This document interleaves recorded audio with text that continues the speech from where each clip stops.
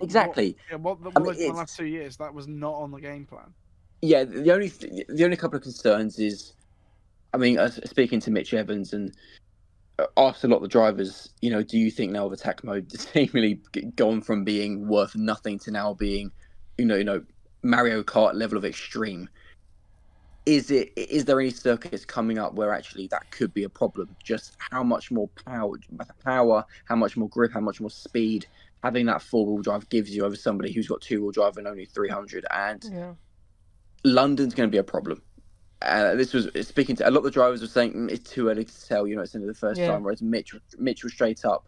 London's going to be an issue because I mentioned it earlier that London would be an issue. London is so, and it's going to prove as well. Like speaking to a few people, I said the Gen 4 car is going to be faster than a Formula 2 car, which is ridiculous on road legal tyres. That London, unless they make huge changes, there is no way I can see that saying on the calendar. That I'm having seen in person what happened in Sao Paulo. And the thing I want to point out as well, that I've seen some people saying it, Verline's crash had nothing to do with the circuit. That was simply a freak, bizarre accident. Because I've seen some people saying that the Sao Paulo circuit's unsafe and whatnot. Actually, it's a brilliant circuit. Yes, it's a little bit bumpy, but it's nowhere near as bumpy as it was a couple of years ago with the jump. No. Yeah. So London's going to be the big problem. Even Tokyo actually, with that ramp there as well, and that not being the widest of circuits. But even Monaco could be an issue. Yeah. But Monaco will be fine.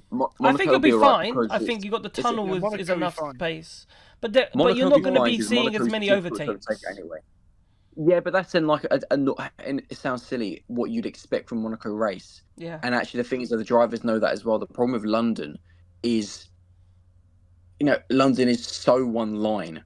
Whereas at least in RFE cars, there are a couple of lines you can take in Monaco. But actually, with London as well, it's simply because that's a bump. As soon as you go to the outside section, that's pretty bumpy as well. And there's just, we saw what happened in the Gen 3 cars and how close they run together, all the carnage, all the debris. Yeah. It genuinely worries me because I don't think it's going to be safe in London. I'm going to disagree with you there politely. Go for it. I'm going to go for it. You know why? And I'll tell you why I disagree, right? Because at the end of the day, there's this word called patience, right? And single. Yeah, and I just think drivers are gonna. It's one of those tracks, right? And I'm not saying it's going to be unsafe with the attack charge because it's attack mode. Sorry. In terms of, I think you can overtake in London, but there's only one place that you will overtake, and that's turn 1. And so you're just going to have to wait till turn 1 to get your move done. But that makes it whatever it is. You're not going to do it turn 2, 3, 4. You might be lucky, and you might. The only other places where your overtake is coming out by the custom house station, going down towards the chicane. I reckon those are the two places where the overtakes will happen. You can't do it anywhere else. The problem on that point though is these cars, and I'll be honest, I don't think the TV did it justice.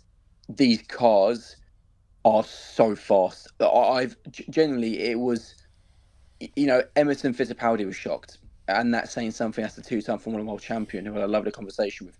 He's stunned by the speed and how quickly these cars have gotten to the pace they are.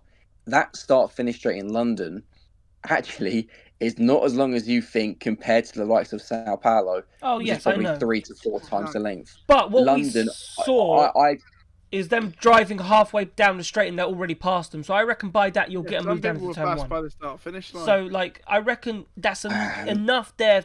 You'll end up getting past into turn 1. The difference being Sao Paulo, the corners are faster, they're wider. And the problem is going to be getting out of that final corner behind somebody who's only still in two-wheel drive. It's like I say, we've got time to find out, but there's already a few drivers. They're looking at London thinking that's going to be a problem.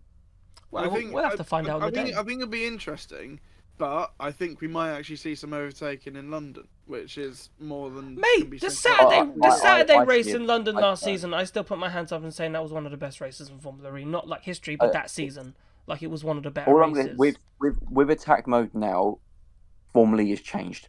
It's it's a whole different ball game now. This is what I'm trying to say. It is it might be dubbed as Gen 3 Evo and it's just an evolution of the Gen 3. It is so much more than that. Yes, okay, it's still got the similar shape, but actually even the new body kit, the new aerodynamics in the car, it looks more aggressive. It looks, this is going to sound stupid, it looks more like a race car. And we saw with the front wings as well. Even the front wings can actually take a bit of contact now, which is a big thing as well. Yeah. But the problem is though, the more FE goes towards looking like a conventional race car and having those kind of speeds now, where we're kind of close to F2, Gen 4 will be faster than it. At a circuit like London, which is so short, so tight as well in most places, it's just going to be single file, and that's.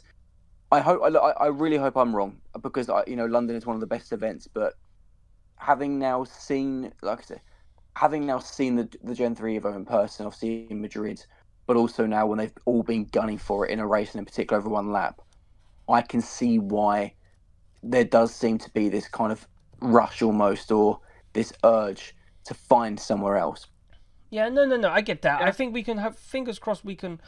Or it looks like London might be on the calendar for next season. London will be on the calendar for the end of Gen 3 Evo, but I don't see it. It won't be on there for Gen 4. But Gen 4, the best way I can put it is, imagine a Formula 2 car doing the London circuit, because these cars are the Gen 3 Evo is actually longer than the Gen 3 as well.